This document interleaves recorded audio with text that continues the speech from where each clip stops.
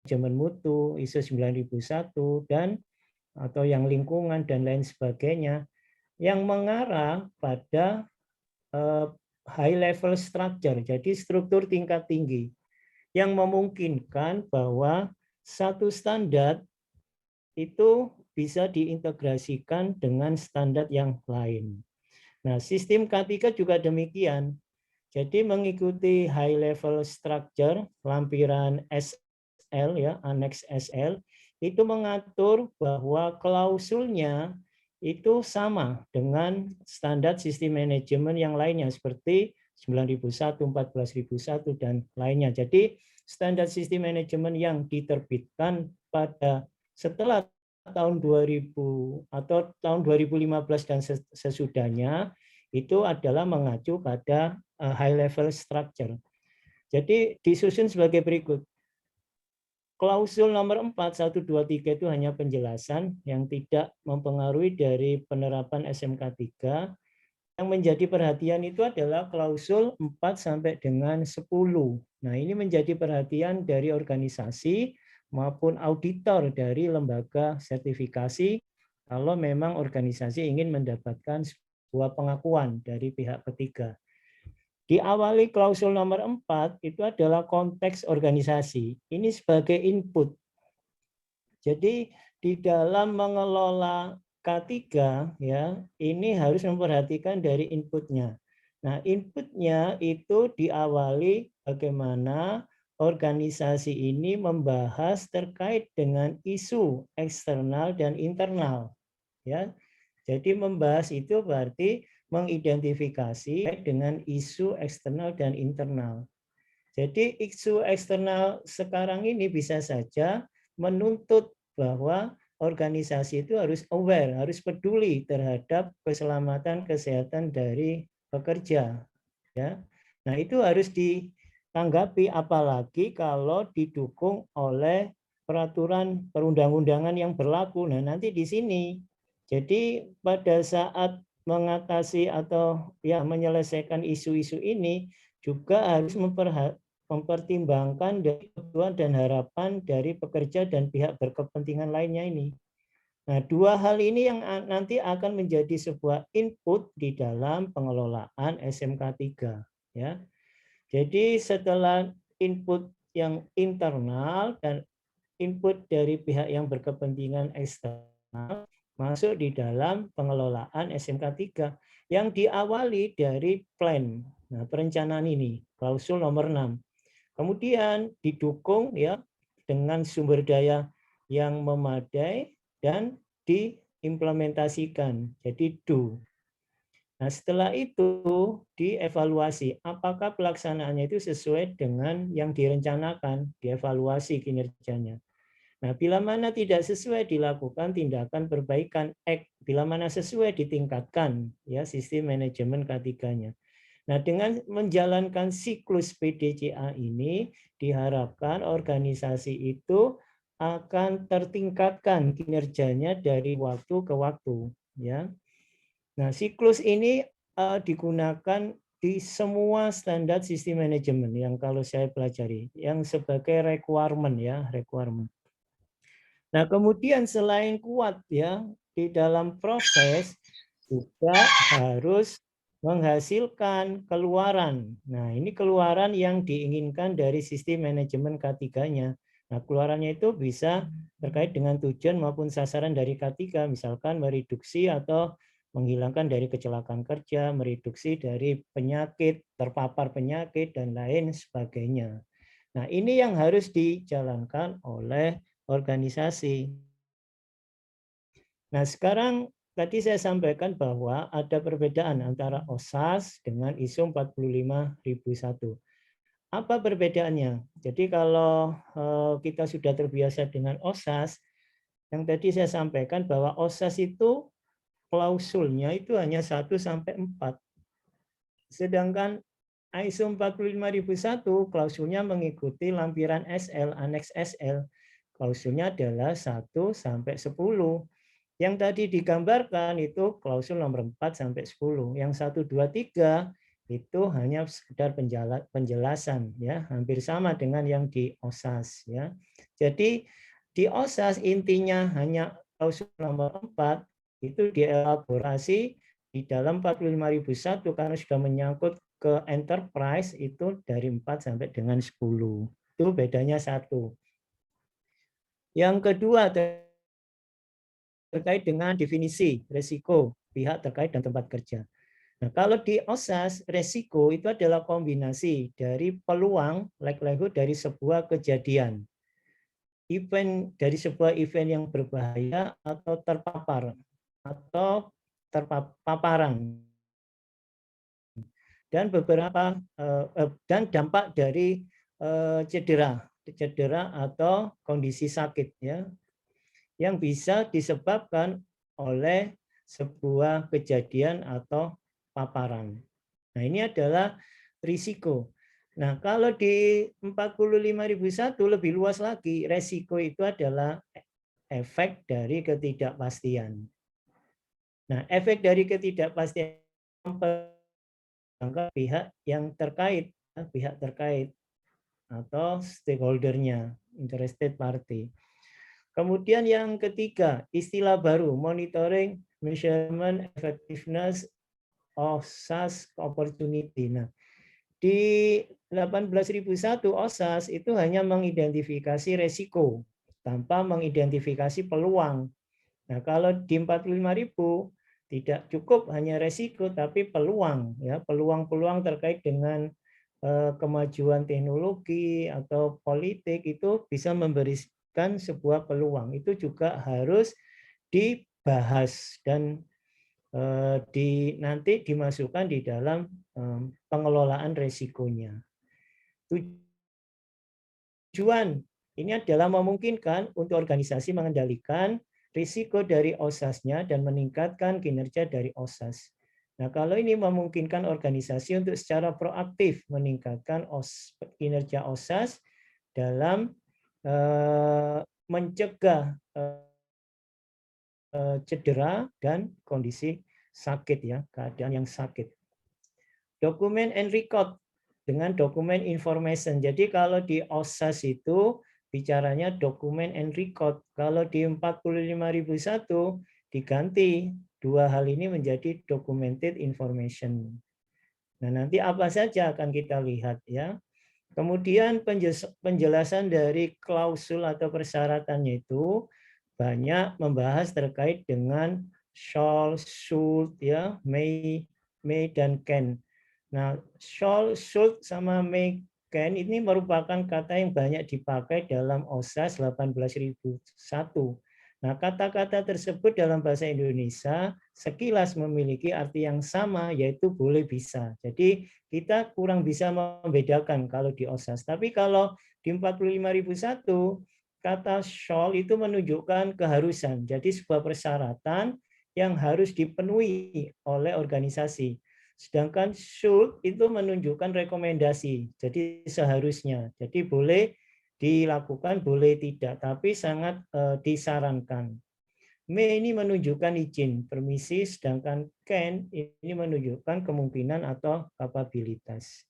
Nah, sehingga nanti organisasi itu harus atau auditor dari lembaga sertifikasi itu akan fokus ke kata yang menunjukkan sebuah keharusan. Nah, apakah keharusan sudah mencukupi ya di dalam pemenuhan persyaratan-persyaratan yang menjadi sebuah keharusan dipenuhi oleh sebuah perusahaan.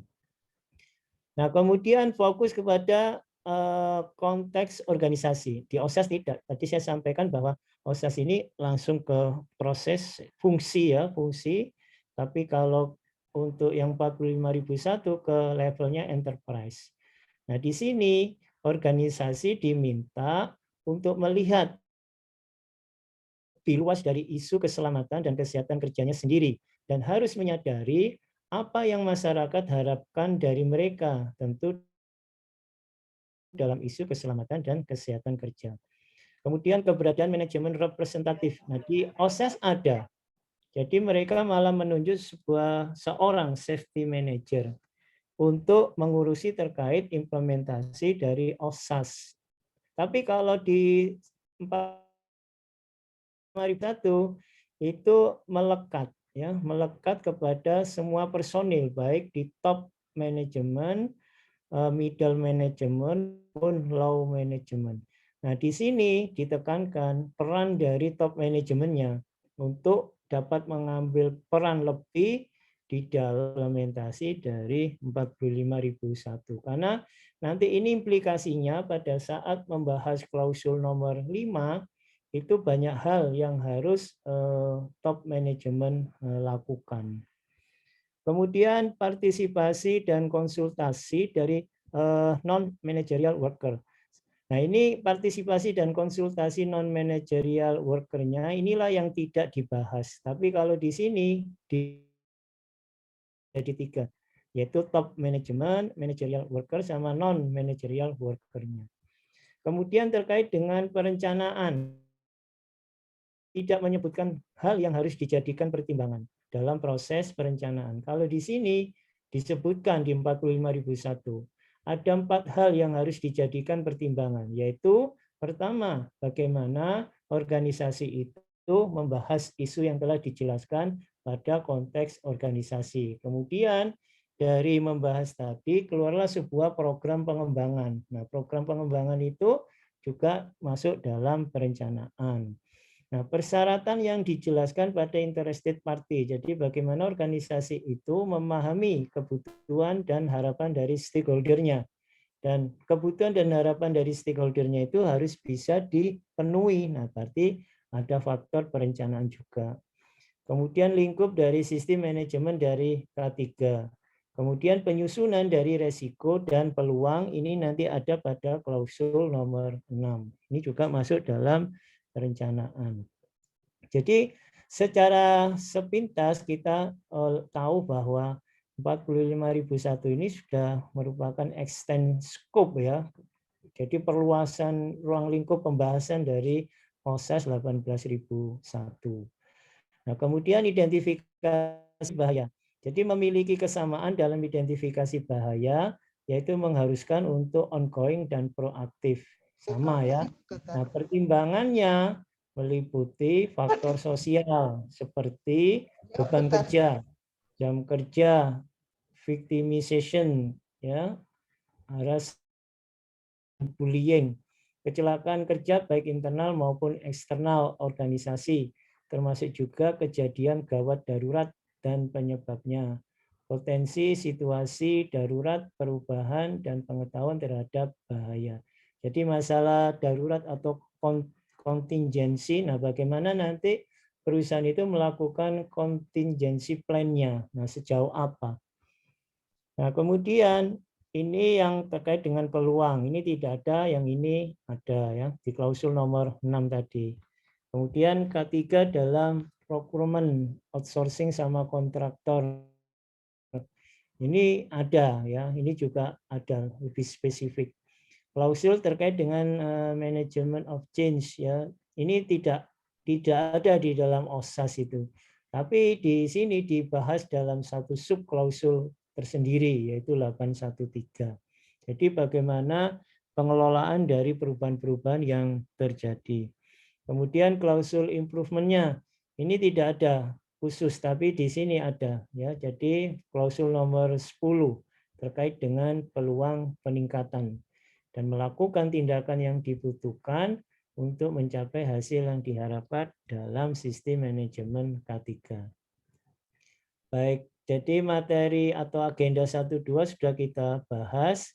Kita bahas sedikit terkait dengan peraturan pemerintah nomor 50 tahun 2012 tentang SMK 3. Jadi penerapan SMK 3 ini merupakan kewajiban bagi perusahaan yang mempekerjakan pekerja buruh paling sedikit itu 100 orang atau mempunyai tingkat potensi bahaya tinggi. Nah, namun demikian tidak menutup kemungkinan bagi perusahaan yang mempekerjakan pekerja buruh kurang dari 100 dan tidak mempunyai potensi bahaya tinggi juga perlu ya. Perlindungan terhadap keselamatan dan kesehatan kerja dari para karyawannya. Nah, ada 3 hal yang ingin dicapai di dalam implementasi PP nomor 50 ini. Yang pertama itu adalah efektivitas dalam memberikan perlindungan terkait dengan K3. Kalau efektivitas berarti kita bicara terkait dengan tujuan. Kemudian mencegah dan mengurangi kecelakaan kerja dan penyakit akibat kerja. Dan yang ketiga menciptakan tempat kerja yang aman. Nah, diharapkan dengan memenuhi 3 tujuan dari penerapan K3 ini, SMK3 ini, maka produktivitas dari sebuah organisasi itu akan bisa tercapai. Nah, ini yang tadi saya sampaikan, kalau ini tidak dipenuhi, maka akan terjadi kasus-kasus pekerja absen karena cedera, sakit, dan lain sebagainya, maka ini akan berdampak pada produktivitas. Nah, ini elemen penerapan SMK3 cukup banyak.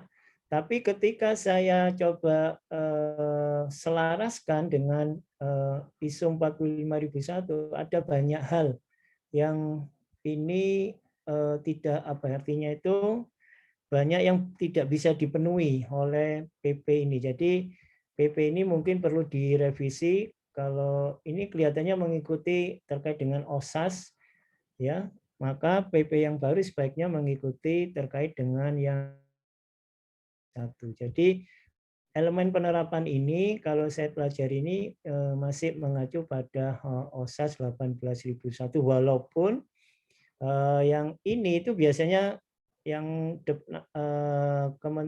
Disnaker ya, atau Kementerian Tenaga Kerja itu acuannya ke standar dari ANZ. Jadi Australia sama New Zealand ya, yang kalau saya pelajari. Tapi kalau OSAS itu dari British, mungkin hampir sama lah, British sama, kan termasuk negara persemakmuran ya, hampir sama. Nah, sekarang kita bahas terkait dengan 45001. Yang tadi saya sampaikan bahwa kita harus memperhatikan dari input ya, input yaitu terdiri dari klausul. Yang pertama, ini kita atau organisasi diwajibkan untuk memahami organisasi dan konteksnya. Dalam rangka memahami itu adalah organisasi ini harus bisa mengidentifikasi masalah eksternal dan internal yang terkait dengan organisasi dan tujuannya, dan mempengaruhi kemampuan untuk mencapai hasil yang diharapkan dari sistem manajemen K3-nya. Nah, isu eksternal ini bisa diperoleh dari, biasanya orang menggunakan akronim PESTEL. Jadi P-nya itu politik, E-nya itu adalah ekonomi, ya, S-nya adalah sosial, T-nya adalah teknologi, kemudian environment, sama legal. Nah, ini isu-isu tersebut ini harus dibahas ya, dan harus bisa diselesaikan. Kalau tidak, misalkan terkait dengan terkait misalkan tenaga kerjaan. Nah, itu kalau tidak diatasi oleh organisasi ini bisa menjadi sebuah problem. Jadi di sini organisasi itu selain cermat ya, cermat di dalam mengidentifikasi khususnya peraturan perundang-undangan yang berlaku, itu juga yang lainnya dalam rangka supaya tidak menjadi problem. Nah, itu yang harus dilakukan. Nah, kemudian kalau isu internal ini terkait dengan internal organisasi seperti tata kelola dari K3-nya sejauh mana ya. Apakah budaya dari karyawannya itu juga termasuk budaya kerja seperti sejauh mana ya, struktur relasi, akuntabilitas, kebijakan, sasaran, strategi, sistem informasi dan lain sebagainya yang menjadi bahasan atau konteks internal dari organisasi. Nah, ini juga harus dibahas, muncul isu seperti apa ya selama. Nah, itu yang harus dibahas. Nah, kemudian memahami kebutuhan dan harapan dari pekerja. Jadi di sini eksplisit dari pekerja ini diutamakan, baru pihak berkepentingan yang lainnya. Nah, dalam hal ini organisasi harus menentukan pihak lain yang berkepentingan selain pekerja itu siapa yang harus dipenuhi kebutuhan dan harapannya. Kebutuhan dan harapan yang relevan pekerja dan pihak yang berkepentingan, yang mana dari kebutuhan harapan ini dapat menjadi persyaratan hukum dan persyaratan lainnya. Nah, pihak berkepentingan itu ini diberikan contoh, misalkan otoritas peraturan perundang-undangan. Nah, ini sifatnya wajib. Maka kalau organisasi yang menerapkan SMK 3 OSAS, ISO 41 itu harus memiliki daftar terkait dengan peraturan perundang-undangan K3 ya, SMK 3. Nah, bisa lihat dari websitenya Kementerian JEDI ya. Nah, di websitenya JEDI itu di situ misalkan dari Kementerian Tenaga Kerja. Nah, itu akan terlihat apa peraturan yang terkait dengan penerapan dari K3 atau Kementerian Teknis yang jadi di sini diminta update terus terkait dengan peraturan perundang-undangan. Nah, kemudian bisa juga pihak berkepentingan itu dari instansi induknya, ya. Kemudian dari pemasok, kontraktor, subkontraktor, dari perwakilan pekerja, pekerja, serikat pekerja, dan organisasi pengusaha atau asosiasi. Kemudian dari pemilik, pemegang saham, pengunjung, komunitas lokal, pelanggan, layanan medis, LSM, kemudian organisasi K3 dan organisasi profesi dari K3. Nah, ini tergantung dari organisasi sejauh mana dia dipengaruhi oleh stakeholder ini. Jadi kalau terlalu banyak, nanti banyak hal yang harus dipenuhi. Jadi biasanya itu dipilih yang memiliki pengaruh yang sangat signifikan ya stakeholder itu terhadap keberadaan organisasi. Nah, kemudian yang 43 ini menetapkan lingkup dari sistem manajemen K3. Di sini organisasi harus menentukan batas dan penerapan sistem manajemen dari K3 untuk menetapkan ruang lingkupnya. Nah, ketika menentukan ruang lingkup ini, organisasi ini harus mengacu pada poin 4.1 yaitu isu eksternal dan internal. Poin 4.2 terkait dengan persyaratan dari stakeholder-nya. Kemudian mempertimbangkan kegiatan yang direncanakan atau dilakukan terkait pekerjaan. Nah, sistem manajemen K3 harus mencakup kegiatan, produk, layanan dalam kontrol atau pengaruh organisasi yang dapat mempengaruhi kinerja dari organisasi K3. Nah, ruang lingkup ini harus tersedia sebagai informasi terdokumentasi. Nah, ruang lingkup ini juga menjadi perhatian bagi lembaga sertifikasi untuk menentukan area mana yang akan dicek atau diaudit. Ya, apakah hanya kantor pusat, apa juga dengan cabang-cabangnya, misalkan di pelabuhan ya dan lain sebagainya. Atau apa nah, punya anak cabang banyak, apakah di rumah sakit dan lain sebagainya tergantung dari ruang lingkup penerapan K3 ini. Nah, di dalam menentukan lingkup sistem manajemen K3, ini harus mempertimbangkan informasi yang terdokumentasi terkait dengan ruang lingkup aplikasi tadi. Kemudian cakupannya, nah ini termasuk semua kegiatan, proses, dan produknya. Proses yang di-outsource-kan, buat daftar proses yang dialidayakan dan pengaruhnya pada sistem manajemen K3 atau pernyataan bahwa tidak ada proses yang di-outsource-kan. Kewajiban hukum. Nah, ini referensi ke matrik hukum yang sesuai yang tadi saya sampaikan bahwa organisasi ini harus cermat di dalam mengidentifikasi peraturan perundang-undangan yang berlaku, ya. Setelah itu baru menetapkan sistem manajemen dari K3-nya. Nah, kalau kalian belajar terkait dengan standar sistem manajemen itu ada 3 hal ya. Yaitu pertama ya PDCA tadi menetapkan. Nah, ini berarti masuk plan ya. Nah, plan ini macam-macam dari dokumentasi, ketersediaan sumber daya dan lain sebagainya. Baru setelah itu menerapkan dunia. Nah, ceknya itu memelihara ini dalam rangka bahwa pelaksanaan itu sesuai dengan pengaturan yang direncanakan, memelihara. Dan terus-menerus memperbaiki sistem manajemen dari K3-nya. Jadi ini akan dilihat bagaimana organisasi itu menetapkannya, ya, dokumen-dokumen, sumber daya dan lain sebagainya, menjalankannya di lapangan. Nah, menjalankannya ini auditor tidak bisa hanya berdasarkan dokumen atau wawancara. Kalau menetapkan bisa wawancara dengan auditi, kemudian penelusuran dokumen, tapi menerapkan ini harus melakukan observasi.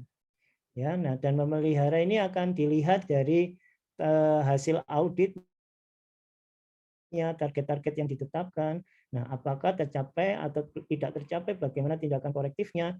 Dengan demikian akan terlihat bahwa ada perbaikan berkesinambungan terkait dengan manajemen K3 ini. Ya. Nah, di semua proses, tadi kan sudah disebutkan, lingkupnya itu bisa kegiatan, proses, produk, dan layanan. Jadi, akan dilihat di semua proses yang ada di dalam proses bisnis perusahaan. Kemudian berkenaan dengan proses untuk sistem manajemen dari K3. Ada dua tugas utama yang harus dibedakan. Pertama adalah pengembangan proses, mengoperasikan dan meningkatkan sistem manajemen K3. Ini hampir sama. Membangun ini menetapkan, mengoperasikan, melaksanakan, meningkatkan, memelihara, dan meningkatkan. Pemeriksaan proses bisnis nah, yang ada dan jika perlu, integrasi topik K3 dalam proses ini. Organisasi itu tidak hanya cukup menerapkan satu sistem manajemen, misalkan hanya K3. Biasanya urutannya itu adalah sistem manajemen mutu, kemudian, nah ini ada pilihan, setelah mutu bisa ke lingkungan atau ke K3. Nah, maka di dalam proses bisnis ini, selain dia menghasilkan mutu, dia juga harus concern terhadap K3 atau lingkungan. Nah, ini mana sistem manajemen yang dikembangkan. Ada yang 3 sekaligus, mutu, lingkungan, sama K3. Sehingga ketika auditor melakukan audit di salah satu proses bisnis, itu harus bisa melihat ketiga hal tersebut. Jadi tidak terpisah-pisah. Ya, ini yang seringkali saya temui itu masih secara parsial, ya, cara auditnya belum terintegrasi dengan baik. Nah, kemudian klausul nomor 5, ini adalah sentralnya, ya. Jadi semua pelaksanaan dari SMK3 itu akan berjalan kalau ada peran dari pemimpin. Nah, sehingga di sini kepemimpinan ini sangat diberi peran, ya, lebih khususnya top management dan partisipasi dari pekerja. Pemimpin biasanya diminta komitmen. Komitmen terhadap apa? Nah, ini penerapan dari ISO 45001, ya, yang menggarisbawahi ada tanggung jawab yang tinggi dari manajemen puncak, ya, ketika menetapkan, melaksanakan, dan melakukan atau memelihara secara terus-menerus manajemen dari K3, ya, dan menetapkan tugas manajemen dalam 5.1. Nah, manajemen puncak ini harus menunjukkan kepemimpinan dan komitmennya berdasarkan dengan berkenaan dengan SMK3. Nah, manajemen puncak ini bertanggung jawab. Selain bertanggung jawab juga bertanggung gugat. Jadi kalau ada aspek hukum terkait dengan K3 ini, maka pemimpin puncak ini yang mengambil alih tanggung gugatnya itu. Jadi mulai dari pencegahan cedera dan penyakit akibat kerja dan penyediaan tempat kerja dan kegiatan yang aman dan sehat, menetapkan kebijakan dan tujuan yang konsisten dengan strategi perusahaan, integrasi. Nah, ini yang tadi saya sampaikan, integrasi persyaratan sistem manajemen K3 ke dalam proses bisnis perusahaan, penyediaan sumber daya yang dibutuhkan, mengkomunikasikan pentingnya SMK3 secara efektif, pencapaian hasil. Nah, kalau hasil ini nanti peran dari top manajemen adalah pada saat dievaluasi kinerja sama peningkatan. Jadi dia memiliki peran di situ, yaitu mengevaluasi pencapaian hasil yang direncanakan dari SMK3. Kemudian memberikan panduan atau pedoman dan dukungan individu Jadi mengencourage ya, memotivasi semua karyawan untuk berkontribusi pada pencapaian sistem manajemen K3 ini. Nah, salah satu wujud dari komitmen adalah pemimpin ini menetapkan sebuah kebijakan. Nah, kebijakan ini adalah memberi arah, ya, memberi arah atau memberikan panduan bagaimana pekerjaan itu dilakukan mendasarkan pada K3. Ya. Jadi manajemen puncak harus menetapkan, menerapkan, dan memelihara kebijakan dari K3. Nah, di sini juga ada PDCA-nya. Jadi kebijakan K3 ini harus direview secara periodik. Jadi tidak cukup sekali menetapkan kebijakan, misalkan tertulis ditandatangani oleh direksi, berlaku selamanya, perlu direview. Apakah kebijakan itu masih berlaku? Kalau katakan dengan kondisi lingkungan yang berubah, bisa saja kebijakan itu akan direvisi. Ya, nah kebijakan ini berisi Jadinya kebijakan ini ditulis dalam 1-2 paragraf yang bisa dengan mudah dipahami oleh seluruh karyawan. Nah, isinya adalah bahwa perusahaan atau organisasi ini menyediakan kondisi kerja yang aman dan sehat untuk pencegahan cedera terkait pekerjaan dan kesehatan yang buruk. Kemudian memenuhi persyaratan hukum dan persyaratan lainnya. Menghilangkan bahaya dan mengurangi risiko dari K3. Melakukan perbaikan berkelanjutan dari sistem manajemen K3. Konsultasi dan partisipasi pekerja. Ini ada suara. Menyediakan kerangka kerja untuk menetapkan tujuan dari K3. Jadi ini kan berupa sebuah kalimat, ya, beberapa paragraf gitu atau 1-2 paragraf. Ini sama auditor ini nanti akan dicek apakah kalimat tersebut itu sudah memenuhi, mengakomodasi ke semua ini. Kalau iya berarti kebijakan itu confirm, sudah sesuai. Kalau tidak, biasanya oleh para auditornya itu akan diberikan sebuah saran, ini kurang ya. Tidak, misalkan belum menyangkut terkait dengan perbaikan berkelanjutan. Nah, setelah kebijakan ini ditetapkan, tadi kan kebijakan ini merupakan panduan bagi semua orang dalam melakukan pekerjaan terkait atau concern terhadap K3. Nah, panduan ini nanti akan memberikan kerangka kerja untuk penetapan tujuan K3. Jadi tujuan dari K3 ini harus inline, harus selaras dengan kebijakan ini. Nah, biasanya auditor akan mengecek ke tujuannya, ya, tujuan dari K3-nya itu. Nah, manajemen puncak harus menetapkan, menerapkan, dan memelihara kebijakan dari K3 sesuai dengan tujuan, ukuran konteks organisasi, dan sifat khusus dari risiko K3 dan peluang. Tersedia sebagai informasi terdokumentasi. Nah, ini berarti harus tertulis karena diminta ini harus ada dokumentasinya, informasi terkait dengan kebijakan ini. Kemudian kebijakan ini harus dikomunikasikan. Tadi saya sampaikan bahwa kebijakan ini menjadi panduan. Nah, berarti harus ada unsur komunikasi ke seluruh jenjang manajemen, ya. Tersedia untuk pihak yang berkepentingan, yang sesuai, relevan, ya, yang sesuai. Kemudian ini kebijakan ini juga harus relevan dan sesuai, ya. Nah, kadangkala organisasi ini tidak hanya menerapkan SMK3, menerapkan standar sistem manajemen yang lain, maka kebijakannya itu merupakan kombinasi. Ya, kita harus jeli apakah kebijakan itu tetap memenuhi dari unsur ini, ya. Kemudian setelah itu, maka klausul berikutnya adalah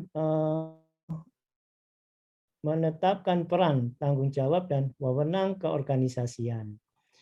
Nah, di sini manajemen puncak harus mengkomunikasikan karyawan di semua tingkat perusahaan bertanggung jawab atas masalah K3, apapun yang berada di dalam area tanggung jawab mereka. Manajemen puncak ini menjadi pihak pertama yang bertanggung jawab terkait dengan K3 di dalam organisasi dan memiliki tanggung jawab dan wewenang untuk memastikan bahwa sistem manajemen K3 ini sudah sesuai dengan persyaratan ISO 45001. Melaporkan hasil kinerja dari K3. Nah, ini ada beberapa contoh tanggung jawab dari K3. Jadi misalkan terkait dengan pengembangan kebijakan ini top manajemen, pengawasan manajer, pemantauan kinerja ini manajemen representatif. Keputusan terhadap hukum ini semua manajer, mempromosikan peningkatan berkesinambungan semua manajer. Membuat hazard identification risk analysis ini semua manajer. Pelatihan kepedulian K3 semua manajer, safety officer. Inspeksi rutin, manajer maintenance. Nah, ini akan dilihat di dalam job desk-nya mereka terkait dengan tugas-tugas tambahan terkait dengan K3 ini. Nah, kalau biasanya perusahaan memiliki P2 K3 ya silakan. Yang penting nanti akan terlihat tanggung jawab dari masing-masing peran tersebut. Nah, kemudian ini adalah konsultasi partisipasi dari pekerja. Konsultasi partisipasi dari pekerja harus menjadi proses melibatkan semua personil di setiap tingkat dan fungsi perusahaan pada semua tahap pelaksanaan dari SMK 3. Yang perlu dikonsultasikan dan dimintakan partisipasi dari pekerja ini terkait dengan keterlibatan mereka terkait dengan K3 ya, mekanisme. Nah, juga harus ditentukan mekanisme keterlibatnya seperti apa. Apakah mereka hanya artinya kalau hanya diundang ya keterwakilan atau terlibat penuh. Nah, ini juga harus ditentukan. Pada kegiatan-kegiatan mana mereka bisa dilibatkan secara penuh. Pada kegiatan apa mereka hanya diwakili perwakilan yang ada di serikat pekerja dan lain sebagainya. Kemudian pelatihan yang dibutuhkan, akses ke informasi yang relevan. Nah, penting untuk memperhatikan umpan balik karyawan yang dipengaruhi langsung oleh aspek operasional K3. Nah, keterlibatan semua karyawan ini sangat penting. Nah, dengan demikian perusahaan harus memiliki sebuah mekanisme konsultasi dan partisipasi. Penilaian risiko, evaluasi risiko dan peluang. Jadi di keterlibatan ini nanti akan dicek dalam beberapa aktivitas ini. Misalkan keterlibatan mereka dalam penilaian risiko di proses bisnis mereka. Kemudian menentukan tindakan untuk mencegah bahaya dari risiko K3. Jadi tabel misalkan manajemen risiko itu merupakan brainstorming. Jadi tidak hanya satu pihak yang membuat, tapi ada unsur diskusi. Disitulah mereka terlibat aktif ya di dalam pembuatan manajemen risikonya. Kemudian kompetensi, kebutuhan pelatihan dan evaluasi, komunikasi tentang kesehatan, keselamatan kerja, tindakan pengendalian yang harus dilakukan, menyelidiki insiden ketidaksesuaian dan tindakan korektifnya. Jadi, kalaupun ada insiden, mereka juga terlibat dalam menyelidiki insiden tersebut dan menentukan tindakan korektifnya. Nah, sekarang masuk ke klausul nomor 6. Ini terkait dengan perencanaan. Jadi klausul nomor 6 ini ada 3 hal ya. Pertama adalah tindakan untuk mengatasi resiko dan peluang. Nah, 4 topik yang dibahas di dalam mengatasi resiko dan peluang. Pertama, harus melakukan identifikasi bahaya. Ini kalau di OSAS ini dinamakan sebagai HIRAK ya. Kemudian penilaian risiko K3 dan risiko lainnya terhadap sistem manajemen, penilaian peluang K3 dan lainnya untuk sistem manajemen, penentuan persyaratan hukum dan persyaratan lainnya. Ini ada beberapa definisi, apa itu bahaya, apa itu risiko, risiko dari K3, peluang dari K3. Nah, kemudian ini ada mekanisme sertifikasi bahaya, kemudian dinilai ya. Kalau HIRA kan hazard identification, kemudian dinilai risk analisisnya, penilaian resikonya ya. Termasuk di sini penilaian resiko itu terkait dengan evaluasi. Jadi tidak hanya menganalisis apakah ini dianalisis terkait dengan frekuensi kejadiannya, severity-nya, dampaknya, tapi juga dievaluasi. Apakah ini termasuk resiko rendah, resiko menengah, resiko tinggi. Nah, masuk dalam penilaian resiko dan peluangnya. Nah, setelah itu baru dilakukan risk treatment, perlakuan dari risikonya atau risk control. Jadi berdasarkan penilaian tadi digunakan untuk menilai bagaimana kontrolnya, ya. Nah, kontrol itu juga dikaitkan dengan persyaratan hukum dan peraturan undang-undang yang berlaku. Nah, mekanisme ini nanti yang akan dicek ketika melakukan pengelolaan risiko dan peluangnya. Nah, ini di dalam identifikasi bahaya terkait dengan K3 ini perlu dipertimbangkan organisasi kerja, faktor sosial, kepemimpinan, budaya, kemudian kegiatan rutin dan non-rutin, insiden sebelumnya, potensi situasi berbahaya, orang-orang dengan persyaratan kinerja masing-masing, kemudian penyebab lainnya, perubahan saat ini atau yang diusulkan, pengetahuan dan informasi baru tentang bahaya. Nah, ini adalah terkait dengan metodologi, ya, pengembangan dari manajemen resiko tadi, yaitu identifikasi resiko, penilaian resiko, penetapan tindakan atau risk control-nya, kemudian dari penerapannya itu. Nah, ini masuk di dalam manajemen perubahan dan penerapannya itu harus dimonitor. Nah, Bapak Ibu bisa mengambil terkait dengan standar ISO 31000 terkait dengan risk management. Supaya di dalam melakukan manajemen risikonya itu kita memiliki dasar yang cukup baik, ya, untuk implementasinya dari risk manajemennya. Nah, untuk meningkatkan kinerja K3 perlu untuk mengadaptasi kerja, organisasi kerja, dan lingkungan kerja untuk bekerja, menghilangkan bahaya dan mengurangi risiko dari K3. Persyaratan hukum ini wajib, ya, jadi harus diidentifikasi dan kita juga memiliki kemampuan untuk mengaksesnya. Jadi saya sampaikan bisa dilihat dari JEDI, websitenya jedi.kementerian apa. Nah, itu biasanya berisi peraturan perundang-undangan yang berlaku. Kemudian penilaian kepentingan dan kemampu terapan dari organisasi. Setelah itu dimasukkan dalam program SMK 3. Dan ini menjadi master list dokumen daftar peraturan dan perundang-undangan yang diterapkan oleh perusahaan. Nah, perencanaan tindakan secara langsung dilekatkan dengan identifikasi bahaya, identifikasi penilaian risiko dan peluang, serta persyaratan hukum lainnya. Nah, dalam menetapkan sasaran, ya, tadi ada risk management. Nah, biasanya risk management itu kan mengacu pada klausul 41, yaitu terkait dengan isu eksternal dan internal. Mengacu pada klausul 4.2, kebutuhan dan harapan dari stakeholder-nya. Nah, ini biasanya manajemen resiko itu dibagi 3, ada level enterprise, ada level departemental atau fungsional, ada level operasional. Nah, di sasaran ini biasanya juga gitu, ada level enterprise, level departemental, ada level operasional. Nah, diperlukan bahwa organisasi ini juga harus menetapkan sasaran dari K3-nya. Dan tidak hanya cukup menetapkan sasaran, tapi bagaimana strategi mencapai sasaran tersebut. Ya. Nah, sasaran ini juga harus konsisten yang tadi disebutkan dengan kebijakan dari K3-nya. Sasaran dapat diukur biasanya menggunakan formula SMART, ya, simple, measurable, achievable, kemudian time frame atau time bound, ya, punya batasan waktunya, atau mampu untuk dapat dilakukan evaluasi kinerja.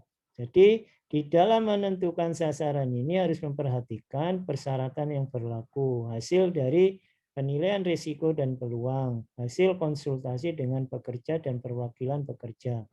Sasaran ini harus dimonitor, dikomunikasikan, diperbaharui bila mana perlu. Nah, dalam menetapkan rencana atau strategi dalam mencapai sasaran dari K3, ini organisasi ini harus memelihara, menyimpan informasi sebagai bukti. Jadi biasanya itu dituangkan dalam satu tabel. Jadi tabel terkait dengan tujuan ya di masing-masing departemen, kemudian PIC-nya siapa, kemudian kolom berikutnya itu adalah strategi penyampaiannya. Ketika merencanakan bagaimana mencapai tujuan K3-nya, ini organisasi harus menentukan apa yang akan dilakukan, sumber daya apa yang diperlukan, siapa yang bertanggung jawab, kapan akan selesai, bagaimana hasilnya akan dievaluasi, termasuk indikator untuk pemantauan, bagaimana tindakan untuk mencapai tujuan K3 diintegrasikan dalam proses bisnis organisasi. Jadi ini biasanya dijawab melalui tabel ya, yang tabel yang berisi terkait dengan sasaran, kemudian strategi dan ini hal-hal yang ditetapkan oleh persyaratan ini. Kemudian sasaran K3 ini dapat terdiri dari pengurangan kemungkinan kecelakaan. Jadi probability dari kecelakaannya itu harus semakin berkurang. Ini bisa dilihat dari manajemen risikonya. Pengurangan zat bahan berbahaya, peningkatan tingkat pelatihan petugas keselamatan, langkah-langkah implementasi sesuai dengan bahaya yang teridentifikasi, jumlah investasi untuk mengurangi bahaya dengan tindakan teknis, dan tingkat efektivitas pengurangan keparahan setelah implementasi tindakan. Nah, setelah perencanaan sudah selesai, maka ini terkait dengan manajemen sumber daya. Jadi ada hal-hal yang harus disediakan oleh organisasi. Apa saja? Bisa terkait dengan sumber daya manusia. Terkait dengan apa? Kompetensi, awareness. Nah, itu terkait dengan sumber daya manusia. Jadi pekerja juga harus memiliki kompetensi yang diperlukan ya dan mempengaruhi kinerja dari K3-nya. Memastikan bahwa pekerja kompeten. Jadi mampu untuk mengidentifikasi bahaya. Nah, kalau ini tidak kompeten, ini menjadi training need analysis, analisis kebutuhan trainingnya. Jadi misalkan kok masih banyak terjadi kecelakaan kerja, ya, cedera dan lain sebagainya, itu nanti menjadi masukan untuk TNA-nya, training need analisisnya, yang diusulkan kepada Departemen HRD. Nah, Departemen HRD berdasarkan masukan nanti akan melihat matriks kompetensi dari pekerjanya. Kalau memang ini operator atau bekerja di tingkat bahaya resiko tinggi, maka mereka harus memiliki sebuah kompetensi. Dan tidak hanya kompetensi, juga awareness, kepedulian bahwa pekerjaan mereka itu beresiko, maka mereka harus peduli terkait dengan K3-nya. Ya. Jadi ini di sini mereka peduli terhadap kebijakan serta sasaran dari K3. Kontribusi mereka terhadap penerapan K3, insiden investigasi yang relevan ya dan lain sebagainya. Nah,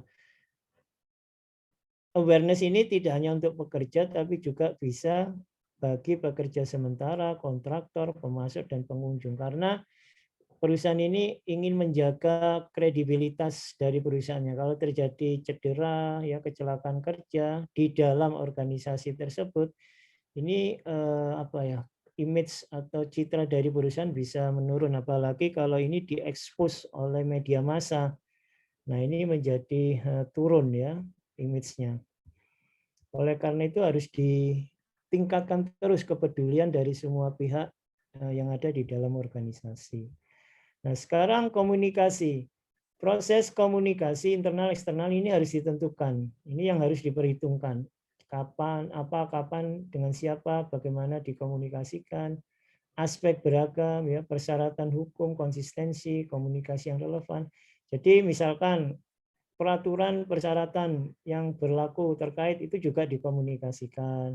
Kemudian tadi kebijakan juga harus dikomunikasikan, tujuan juga harus dikomunikasikan, insiden ya terkait itu juga harus dikomunikasikan. Jadi di sini ini akan dilihat bagaimana komunikasi perusahaan yang lakukan ya terhadap berbagai kegiatan di dalam K3.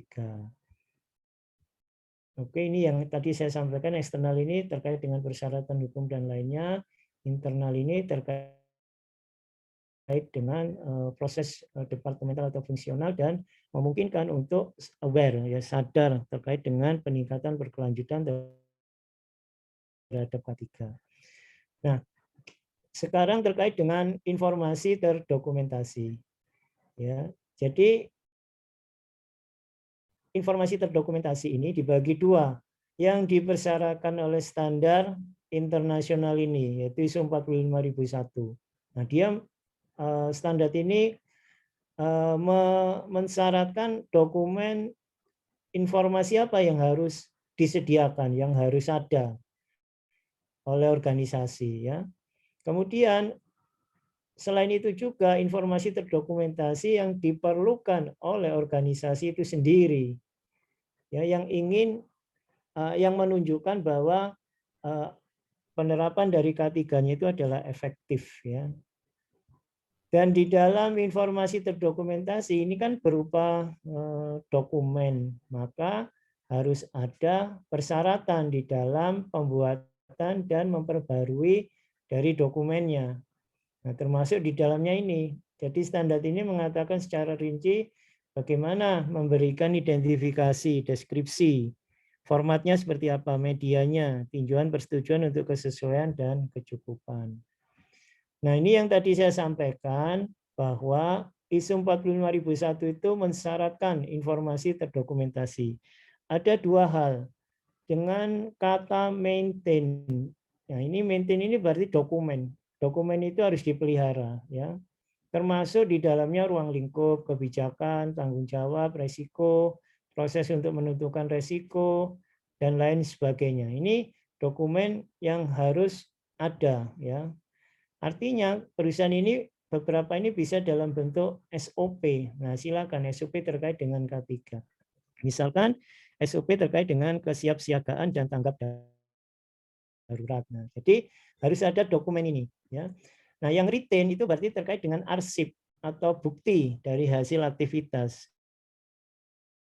ya. Berupa apa ini? Terkait dengan metode, kriteria menentukan dan menilai risiko K3, peraturan hukum.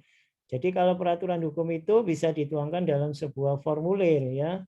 Peraturan hukum apa? Nah, tidak cukup hanya nomor sama tahun tentang dari peraturan itu, tapi disebutkan secara spesifik pasal berapa, ya, bab dan pasal berapa yang benar-benar ini relevan dan terkait dari organisasi. Nah, dengan demikian organisasi ini akan bisa mengidentifikasi tingkat pemenuhannya seberapa jauh. Jadi di dalam peraturan itu kemungkinan atau bisa saja tidak semuanya terkait dengan organisasi. Nah, di sini organisasi itu harus mengidentifikasi dari peraturan tersebut pasal-pasal nomor berapa yang terkait dengan organisasi dan bagaimana tingkat pemenuhannya, ya. Nah, itu berupa rekaman, jadi bukti sasaran K3, kompetensi, komunikasi, dan lain sebagainya. Jadi kalau ada dokumen written, ya, ini harus buktinya harus disediakan oleh organisasi. Nah, dengan demikian ini akan memudahkan bagi auditor, ya, mengecek kecukupan. Biasanya itu kalau audit terkait dengan dokumen itu disebut sebagai audit kecukupan, bahwa dokumen yang dibuat oleh organisasi itu sudah cukup, sudah sesuai dengan persyaratan.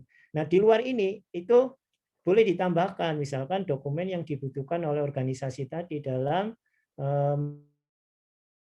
memelihara efektivitas dari SMK3. Silakan, ada prosedur-prosedur tambahan, silakan. Itu tidak masalah karena sudah disebutkan bahwa dokumen informasi terdokumentasi ini berasal dari dua hal, dari yang dipersyaratkan oleh standar ini sama yang dibutuhkan oleh organisasi dalam menjamin konsistensi dari penerapan SMK3-nya.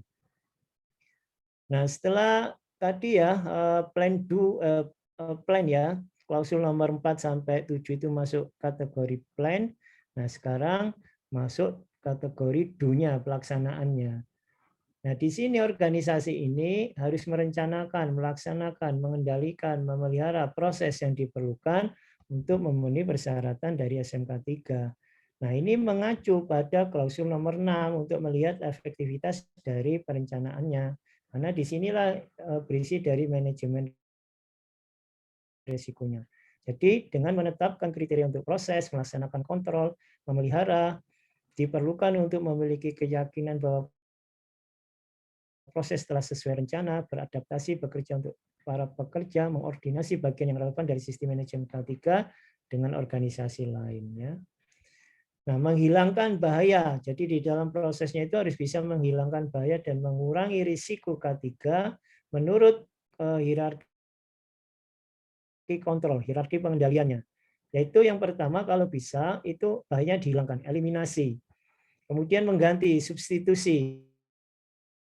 Mengganti dengan proses operasi bahan atau peralatan yang kurang berbahaya. Jadi proses operasi bahan yang berbahaya itu diganti dengan yang kurang berbahaya. Kemudian menggunakan kontrol teknik engineering, ya, engineering control, ya, jadi rekayasa kontrol, rekayasa pengendalian. Ya. Nah, ini juga bisa dilakukan.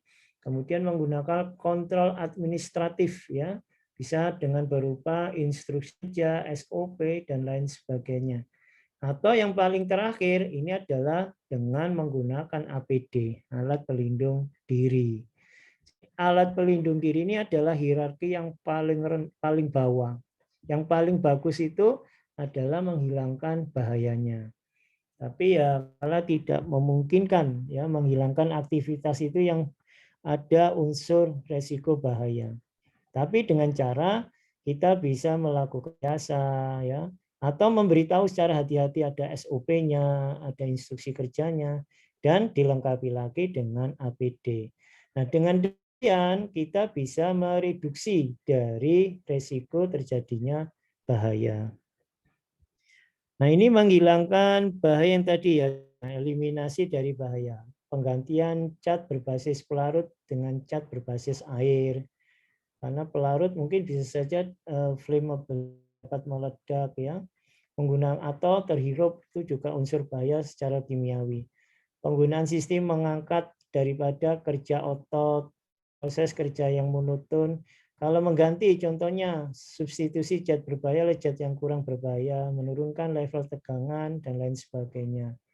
Menggunakan kontrol teknik rekayasa kontrol rekayasa. Ini dengan panel insulasi suara, kabin menggunakan sistem pembuangan udara, sistem ventilasi, isolasi terhadap listrik, panas, dingin, perangkat pelindung pada mesin. Biasanya ini dengan alat bantuan kerja ya, alat ya pelindung kerja. Kemudian menggunakan kontrol administrasi. Nah, ini pelatihan instruksi, inspeksi, instruksi, koordinasi instruksi dan lain sebagainya. Perubahan jam kerja, penggunaan APD yang tepat, earplug ya, kacamata gug, safety, sarung tangan, safety helmet dan lain sebagainya. Sekarang pengelolaan perubahan. Nah, di setiap organisasi berbagai perubahan dapat terjadi dalam interval yang lebih pendek atau lebih lama. Nah, ubah termasuk eksistensi pengurangan produk layanan, perubahan proses kerja untuk meningkatkan produktivitas, penggunaan mesin, perubahan penggunaan kantor, proses outsourcing, penambahan staf. Ini akan terjadi banyak perubahan. Nah, bagaimana melakukan pengelolaan perubahan tersebut sehingga perubahan-perubahan tersebut itu bisa terfasilitasi dengan lancar ya. Nah, untuk semua perubahan ini efek pada kesehatan keselamatan ini harus diperiksa. Ancaman baru, resiko, peluang, diidentifikasi. Jadi ini nanti akan dilihat kalau ada perubahan, mungkin dari manajemen resikonya juga akan berubah.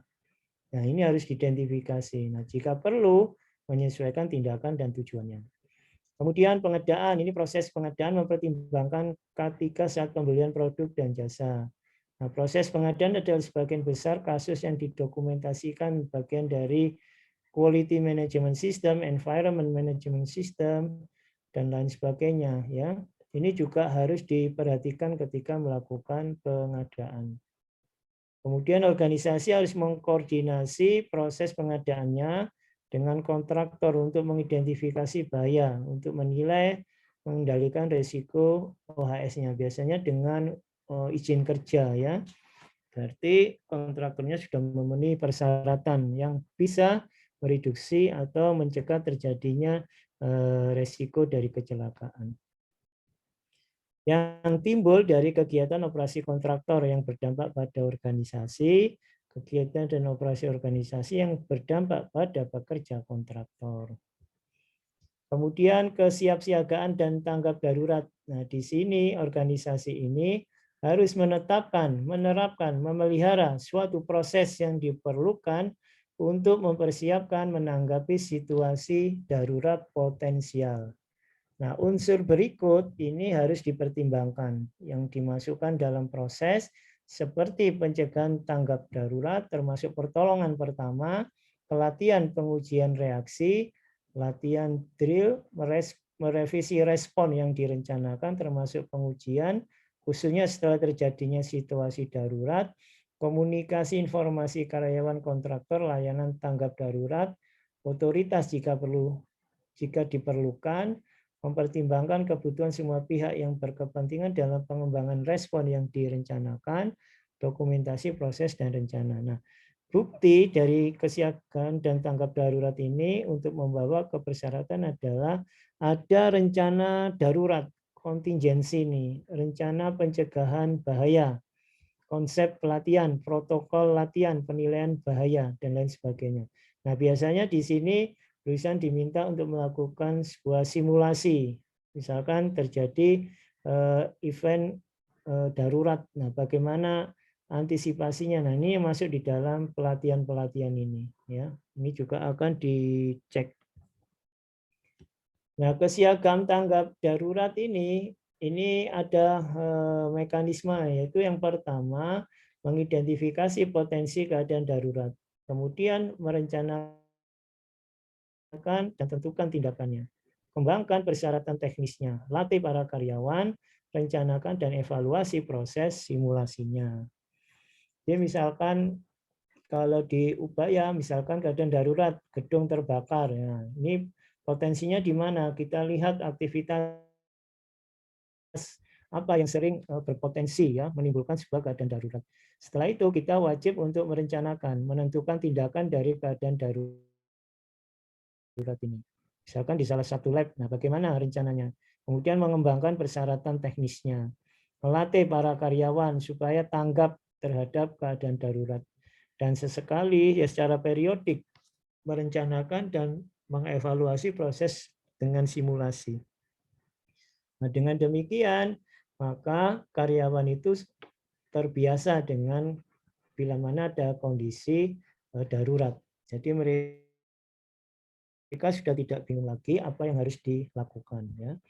Nah, dengan demikian ada manfaat, yaitu situasi kesehatan, keadaan darurat yang buruk dapat dikurangi. Ini meningkatkan kepercayaan karyawan dan pihak yang berkepentingan. Nah, sekarang klausul yang termasuk kategori cek ya, itu yaitu klausul evaluasi kinerja SMK 3. Nah, di dalam melakukan evaluasi ini dibagi 4 hal, pemantauan dan pengukuran ya. Nah, pemantauan ini bisa dilakukan secara real time ya, setiap saat ketika proses sedang berjalan. Atau pemantauan ketika proses sudah selesai, sumatif. Ada formatif, ada sumatif. Kemudian diukur hasil kinerjanya. Dianalisis bagaimana dengan trennya. Apakah semakin banyak terjadi kecelakaan? Nah, biasanya analisis ini untuk melihat tren itu diambil data minimum 3 periode untuk melihat trennya. Kemudian dari hasil analisis tren ini dilakukan evaluasi. Apa yang harus dilakukan oleh perusahaan dalam rangka untuk meningkatkan efektivitas dari K3-nya. Nah, di sini organisasi itu harus menetapkan, menerapkan, memelihara proses untuk pemantauan, pengukuran, analisis, dan evaluasi kinerja. Apa yang dipantau ini, apa yang perlu dipantau dan diukur terkait dengan ruang lingkup, kegiatan, operasi terkait bahaya, risiko, peluang, progres, capaian sasaran, keefektifan operasional dan pengendalian lainnya. Kemudian metode untuk memastikan hasil yang valid, kriteria evaluasi, pemantauan pengukuran akan dilakukan, kapan hasil dianalisis, dievaluasi, dikomunikasikan, kinerja SMK 3 dan menentukan efektifannya. Nah, ini harus ada buktinya. Nah, selain itu juga evaluasi terkait dengan kepentingan, ya. Karena K3 ini diberlakukan oleh pemerintah dalam rangka melindungi masyarakatnya, atau dalam hal ini ya. Jadi pekerja ini memiliki hak ya perlindungan atas keselamatan dan kesehatan kerjanya. Oleh karena itu pemerintah mengeluarkan sejumlah peraturan perundangan yang berlaku. Dan perusahaan harus mematuhi dari peraturan perundangan tersebut. Oleh karena itu dilakukan evaluasi kepatuhannya. Jadi organisasi diawali dengan mengidentifikasi persyaratan hukum dan lainnya yang tadi saya contohkan dalam sebuah formulir. Nah, kemudian penilaian kepatuhan terhadap kewajiban hukumnya ini harus dibuat. Jadi di dalam itu kepatuhannya sejauh apa. Nah, organisasi harus menentukan frekuensi metode untuk evaluasi kepatuhan secara ya. Kepatuhan lihat dari apa. Nah, itu metodenya juga harus ditentukan. Mengevaluasi kepatuhan dan mengambil tindakan jika diperlukan. Menjaga pengetahuan pemahaman tentang status kepatuhannya dengan persyaratan hukum lainnya. Dan ini sebagai arsip disimpan ya untuk evaluasi kepatuhannya. Jadi ini digambarkan secara skematik, tentunya tentukan interval evaluasinya, evaluasi kepatuhan dan ambil tindakan yang diperlukan, status kepatuhan terhadap peraturan hukum dan peraturan lainnya. Nah, kemudian selain monitoring, pengukuran, analisis sama evaluasi, organisasi itu juga melakukan audit internal. Nah, audit internal ini untuk menilai status kesesuaian SMK 3 serta penentuan peluang untuk peningkatan terhadap persyaratan standar. Audit internal harus dilakukan pada interval yang direncanakan melalui auditor independen. Jadi auditornya tidak boleh dari bagian yang sama atau departemen yang sama. Hasilnya harus didokumentasikan dan diserahkan, bukan tidak diserahkan kepada manajemen puncak. Nah, organisasi harus membuat sebuah program audit, menentukan ruang lingkup kriteria audit. Nah, kriteria auditnya itu bisa mengambil dari standar 45001 dan peraturan perundangan yang berlaku atau dari peraturan internal organisasi juga bisa dimasukkan sebagai kriteria audit. Kemudian harus memiliki atau memilih auditor yang kompeten. Nah, ini biasanya dilakukan terlebih dahulu. Menerapkan tindakan korektif setelah terjadinya penyimpangan. Komunikasikan hasil ke manajemen puncak dan menyiapkan sebuah laporan audit. Audit internal adalah peningkatan berkelanjutan yang sangat efektif untuk K3. Karena apa? Audit ini dikatakan efektif itu menggunakan 3 metode, yaitu pertama wawancara dari auditi, yang kedua penelusuran dokumen, yang ketiga melakukan observasi. Nah, ini sangat efektif dibandingkan hanya sekedar melakukan pemantauan dari data-data yang ada. Nah, audit ini keunggulannya adalah pada observasi. Kalau kita mengacu pada standar ISO 19011, di situ ada hierarki. Efektivitas audit yang paling tinggi itu observasi, kedua baru ke penelusuran dokumen. Yang ketiga adalah wawancara. Nah, dengan audit ini melakukan 3 kegiatan tadi, itu yang dikatakan sangat efektif. Ya. Hasilnya ini akan menjadi sumber peluang yang bernilai untuk perbaikan dan tindakan pencegahannya. Kemudian perusahaan melakukan tinjauan manajemen untuk mereview hasil dari pelaksanaan ISO 45001 ini ya akan di dalam rapat tinjauan manajemen.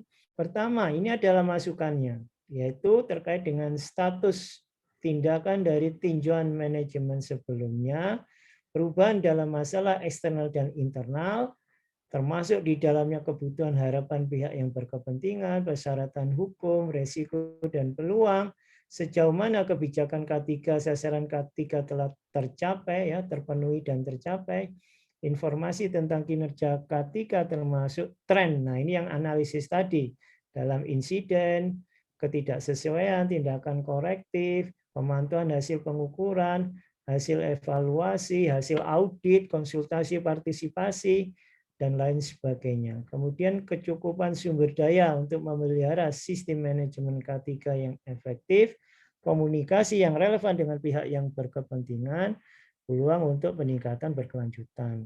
Nah, ini yang menjadi masukan untuk tinjauan manajemen. Nah, setelah itu akan keluar sebuah rekomendasi. Nah, rekomendasi ini berupa kelanjutan dari kesesuaian, kecukupan, dan efektivitas sistem manajemen K3 dalam mencapainya hasil yang diinginkan, peluang peningkatan berkelanjutan, kebutuhan untuk perubahan sistem manajemen K3, sumber daya yang dibutuhkan, tindakan jika diperlukan, peluang untuk meningkatkan integrasi sistem manajemen K3 dengan bisnis proses, implikasi untuk arah strategis organisasi.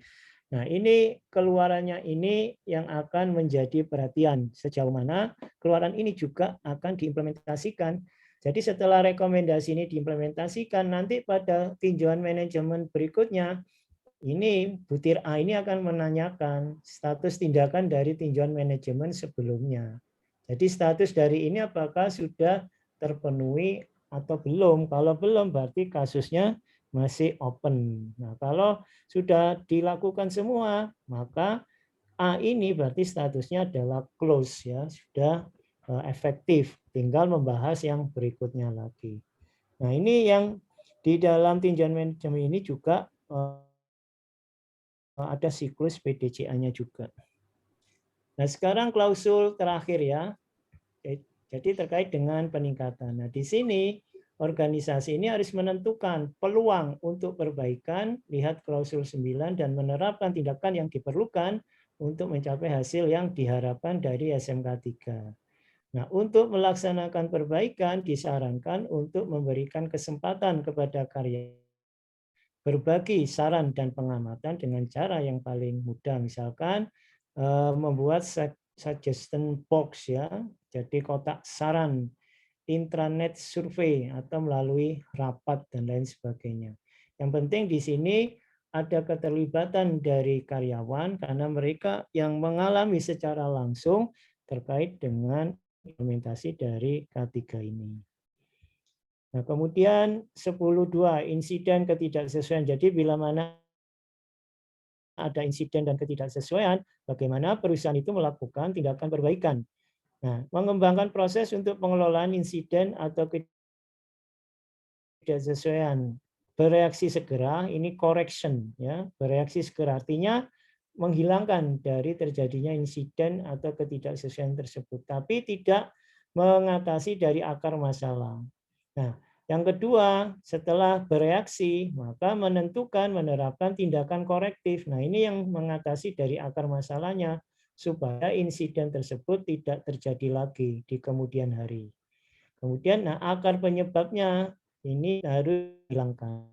Kemudian dinilai resikonya, ya, terkait dengan insiden, menentukan apakah insiden ketidaksesuaian serupa akan terjadi. Kemudian melibatkan karyawan pihak lain yang berkepentingan.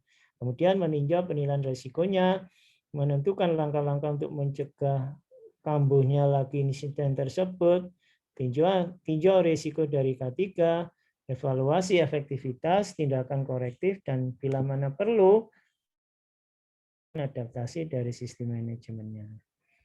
Dan ini terakhir peningkatan berkesinambungan. Jadi di sini organisasi ini harus terus-menerus meningkatkan adekuasi, ini adalah kecocokan. Jadi antara dokumen yang dibuat terhadap persyaratan standar ini, kecukupan, ya, Oh, ini kecocokan ini antara dokumen dengan pelaksanaan. Kecukupan ini kecukupan dari dokumen. Keefektifan ini terkait dengan pencapaian kinerja. K3 dengan meningkatkan kinerja K3, mempromosikan budaya yang mendukung sistem K3, mempromosikan partisipasi pekerja dalam melaksanakan tindakan untuk perbaikan sistem manajemen K3 secara berkesinambungan, mengkomunikasikan hasil yang relevan dari peningkatan berkelanjutan kepada pekerja dan di mana mereka ada, ataupun perwakilan pekerja, kemudian memelihara menyimpan informasi yang terdokumentasi sebagai bukti peningkatan berkelanjutan. Nah, kira-kira ini yang bisa saya sampaikan. Ini saya stop share dulu, barangkali dari Bapak Ibu maupun mahasiswa ada pertanyaan, dipersilakan.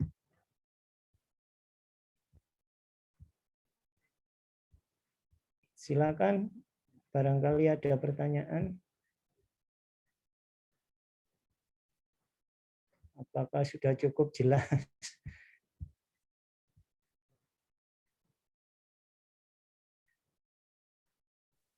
Ya, Bapak Ibu dan teman-teman mahasiswa, silakan bertanya. Jika mungkin mikrofonnya masalah, bisa chat saja ya Pak Osi ya. Nanti Siap. bisa kita bacakan seperti itu. Silakan. Ya, siap.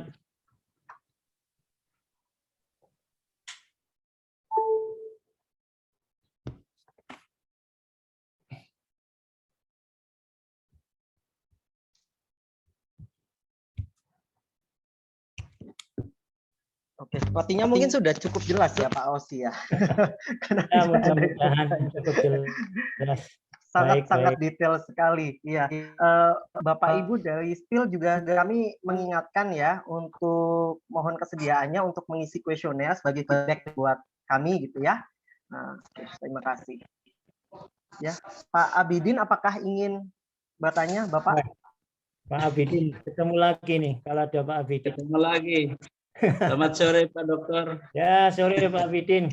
Wah, senang saya nih. Saya senang sekali, enak penyampaiannya. Kemudian sore ini mendapatkan yang cukup banyak tentang sistem keselamatan kerja ini. Luar biasa, Pak Dokter. Nah, mungkin apa Bapak. ini? Ya, Pak. Ya, dari beberapa klausul yang sudah disampaikan ini kelihatannya sangat menarik, Pak Dokter. Ya. Mungkin ini belum sampai pada ya, terkait dengan health insurance ya, Pak Dokter, karena masih terkait dengan apa namanya kiat-kiat untuk keselamatan kerja saja. Ya, ya. Jadi mungkin itu adalah cara dan strategi untuk mendapatkan zero accident lah, mungkin dimaksud gitu ya, Pak Dokter ya. Betul, betul Pak, betul. Seperti Cuma kalau yang disampaikan mungkin lebih banyak kalau digunakan atau difungsikan di perusahaan-perusahaan pabrik produksi, ya, Pak Dokter. Ya. Kalau untuk di lingkungan kantor administrasi sepertinya banyak juga, tapi penempatan atau fasilitas yang diberikan untuk di kantor-kantor mungkin akan lebih sedikit dibanding pabrik produksi, begitu ya Pak Dokter. Kalau saya lihat dari beberapa klausul-klausul tadi yang dirincikan oleh Pak Dokter. Begitu, terima kasih Pak Dokter. Ya, sama-sama Pak Bidin. Jadi menurut standar ini bukan hanya di lantai produksi, tapi juga di kantor. Ya, karena standar ini mengacu pada aktivitas rutin sama non rutin. Kalau non rutin pun itu biasanya yang bersifat proyek itu juga harus dikendalikan. Nah, yang rutin itu bisa saja termasuk yang administrasi. Jadi kalau kantornya pun Pak itu harus juga mengikuti dari peraturan SMK 3 ini. Satu contoh, misalkan dilihat penggunaan dari misalkan ada pantry. Nah, bagaimana itu ada pantry-nya sudah cukup aman enggak, kemudian ada aparnya apa enggak gitu, terus perilakunya. Nah, kemudian juga terkait dengan kesehatan. Karena kantor itu kecelakaannya sih minimal, tapi faktor kesehatan misalkan penerangan. Jadi penggunaan penerangan yang tidak sesuai dengan persyaratan itu bisa saja dalam jangka panjang itu bisa mengakibatkan terpaparnya sebuah penyakit. Nah, itu yang harus diperhatikan juga. Jadi faktor ergonomis ya, ergonomis di kantor itu juga harus diperhatikan. Gitu Pak Abidin. Baik, baik Pak Dokter. Ya. Terima kasih Pak Dokter. Ya, sama-sama Pak Abidin, senang ketemu Bapak ini. Iya. Iya, terima kasih Pak Abidin atas pertanyaannya. Pak Osi ada yang bertanya melalui chat. Jadi dari Pak Prasetyo ya, izin bertanya, apakah K3 juga berhubungan dengan jam sostek, Pak? Mestinya iya ya, jam sostek juga. Jadi jaminan sosial tenaga kerja ini ya. Nah, biasanya itu auditnya kalau di HRD itu adalah melihat dari keseringan karyawan ini klaim terhadap misalkan terkait dengan BPJS-nya. Nah, dilihat kalau semakin banyak klaim ini menunjukkan penanganan atau pengelolaan dari K3-nya itu tidak cukup bagus, ya seperti itu. Ya akan dilihat juga ke sana. Biasanya auditnya ke bagian HRD. Gitu Pak Argo. Terima kasih Pak. Pak Mikail, apakah ingin bertanya Bapak? Ya, selamat sore Pak. Baik, sore Bapak, sore. Iya, salam kenal dari Manokwari nih Pak. Jauh. Wah, kalau Jauh sekali. Pak Bidi tadi Sorong ya. Ini Ya. Bapak dari Manokwari nih. Iya Pak, terima kasih kesempatannya. Izin bertanya sedikit Pak. Terkadang kan kita suatu saat itu harus dihadapkan dengan situasi yang harus memang mengabaikan keselamatan, resiko dalam suatu pekerjaan, terutama kita bongkar muat di pelabuhan ini Pak. Oh iya iya. Kita lihat memang apalagi kalau di pelabuhan, memang khususnya kalau untuk standar pelabuhan-pelabuhan yang sudah internasional itu sudah dilengkapi dengan K3 yang cukup baik. Tapi kadang kita di pelabuhan-pelabuhan yang masih konvensional ini, terkadang kita sering dihadapkan dengan suatu resiko keselamatan kerja. Tetapi kalau kita tidak mengambil resiko itu, pekerjaan itu tidak selesai, Pak. Nah, pertanyaannya, Pak, apakah dengan mengabaikan keselamatan yang ada, keselamatan kerja demi mencapai suatu penyelesaian pekerjaan, apakah itu bisa dianggap baik atau bagaimana, Pak? Secara pandangannya. Ya, terima kasih Pak. Baik, terima kasih Bapak. Jadi di klausul ini ada klausul 72 sama 73. 72 itu membahas terkait dengan kompetensi. Kompetensi ketika pekerja itu melakukan pekerjaannya. Jadi misalkan kalau di pelabuhan kan kadangkala juga harus dipersyaratkan kompetensi untuk apa Pak? Untuk krennya atau apa ya Pak? Itu kan ada kompetensi yang dipersyaratkan. Nah, ini untuk mereduksi terjadinya kecelakaan. Kemudian yang kedua itu awareness, kepedulian terhadap K3. Jadi kalau memang di situ ada area ya, misalkan bongkar muat tidak boleh ada lalu lintas orang gitu ya Pak yang berbahaya. Nah, itu awareness-nya itu juga harus diperhatikan Pak. Jangan sampai peringatan-peringatan yang sudah dilakukan itu mereka abaikan. Nah, ini yang sering terjadi kecelakaan kerja. Makanya dilihat nanti pada investigasi kalau terjadi kecelakaannya itu. Apakah disebabkan oleh faktor manusia, peralatan, metode, dan lain sebagainya, Pak. Seperti itu, Pak, kira-kira. Oke, Pak. Pada intinya berarti apabila kita mengabaikan itu memang tetap ujung-ujungnya akan salah, Pak, ya. Walaupun memang tujuan kita itu baik untuk menyelesaikan suatu pekerjaan itu, Pak. Apabila kita menunggu K3-nya terpenuhi, mungkin membutuhkan waktu yang tidak akan memenuhi target dalam suatu pekerjaan tersebut. Gitu, Pak. Ya, ini karena kita bicara tentang K3 ya Pak ya. Jadi kalau K3 itu aspek keselamatan itu yang menjadi prioritas tinggi Pak. Nah itu yang harus dibargainkan, artinya didiskusikan antara keselamatan sama produktivitas. Mungkin Bapak tadi menyangkut terkait dengan produktivitas. Tapi kalau keselamatannya diabaikan, sakit ya Pak ya, terjadi kecelakaan, nah itu produktivitas juga akan berpengaruh Pak. Nah, itu yang betul memang Pak. Iya, seperti itu Pak. Jadi ada trade off, ada timbal balik Pak yang harus diperhatikan. Gitu Pak. Baik Pak. Baik, terima kasih Pak. Ya, sama-sama. Ya, terima kasih Pak Argo, Pak Rosiawan. Sama-sama, sama-sama Pak Mikail. Ya, Bapak Ibu ada yang ingin bertanya lagi? Kita masih ada sekitar 9 menit ya sebelum course ini selesai. Dari mahasiswa ini. Iya, mungkin dari teman-teman mahasiswa. Iya. Kok Tenang-tenang saja nih, mahasiswa. Atau minta ini pengalaman dari Bapak Ibu yang di PT Spill. Nah, bisa itu. Kan kita ini kolaborasi ya, kolaborasi. Harus silakan loh mahasiswa, kok diem aja.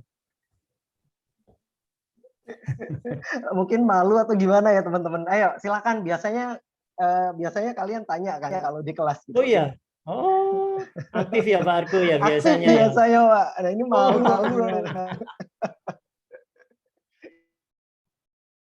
Oh, ini ada undang-undang. Ini undang-undang biasanya terkait dengan ketenaga kerjaan ini dari Pak Prasetyo ini yang mengatur terkait dengan K3. Kalau PP-nya langsung ada SMK 3 itu. Itu. PP nomor 50 tahun 2012 tadi ya Pak ya. Ya. Kalau undang-undangnya terkait dengan ketenaga kerjaan. Tuh.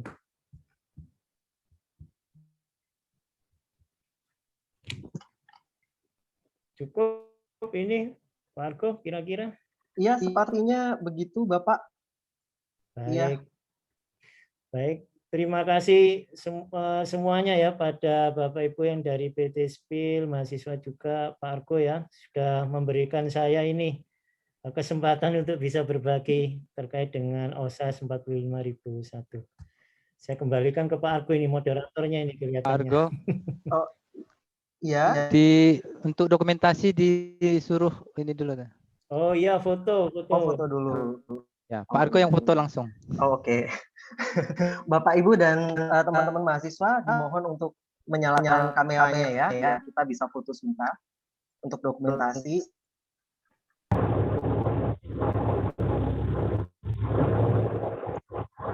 Ya, ini ada 6 layar ya, jadi tolong diaktifkan dulu kameranya. Oke, saya kira sudah lumayan aktif semua. Ya, layar pertama, 1, 2, 3.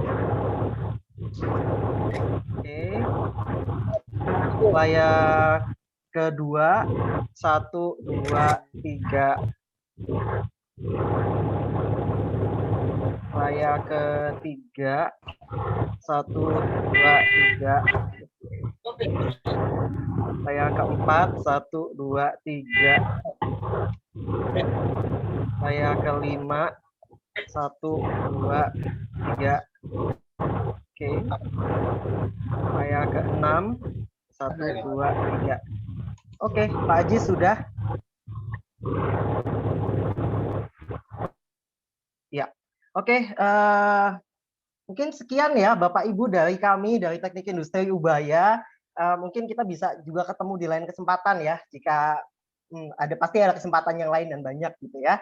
Jadi terima kasih atas partisipasinya, sampai jumpa di lain kesempatan. Selamat sore Bapak Ibu semua, terima kasih. Terima kasih Pak Ozi. Selamat sore Pak. Terima kasih. Terima kasih. Terima kasih Pak. Selamat sore Pak. Selamat sore. Sore. Terima kasih.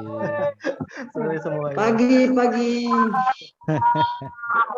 Oke, saya end meeting ya semua. Sore Pak.